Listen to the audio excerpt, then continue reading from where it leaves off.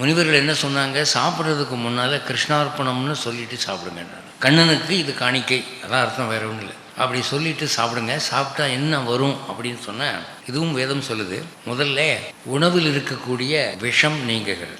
சில்விஷம்னு ஒன்று இருக்குது. சில்விஷம்னா உடனே உயிரை கொள்ளாது, ஆனால் ஸ்மால் ஸ்கேலில் ஒரு கண்டாமினேஷன். இந்த விஷங்களிலிருந்து கண்ணன் காப்பாற்றுகிறான். நீங்கள் எப்போ கிருஷ்ணார்ப்பணம்னு சொல்கிறீங்களோ அப்போ என்ன ஆகுதுன்னா, அவன் ரெடியாக காத்துக்கிட்டு இருக்கான். நீங்கள் தட்டை எடுத்துகிட்டு உட்காந்த உடனே இவன் நமக்கு கொடுப்பானா மாட்டானான்னு அவன் பார்த்துக்கிட்டு இருக்கான். ஆனால் ஞாபகமாக நம்ம கொடுக்கறதில்ல, நம்ம தான் உள்ளே அனுப்புறோம். ஆனால் உங்களுக்குலாம் ஒரு ஆறுதலான விஷயம் என்னென்னா, கிருஷ்ணார்ப்பணம்னு நீங்கள் சொன்ன உடனே சோத்தில் பாதி காணாம போயிடாது. அவன் அதனுடைய சூக்ஷ்மமான பகுதியை தான் எடுத்துக்கிறான். 2, பகவானுக்கு ஒரு உணவை படைக்கிற போது அது சாத்வீகமான உணவாக உங்களுக்கு சத்துவ குணம் ஏற்படுகிறது.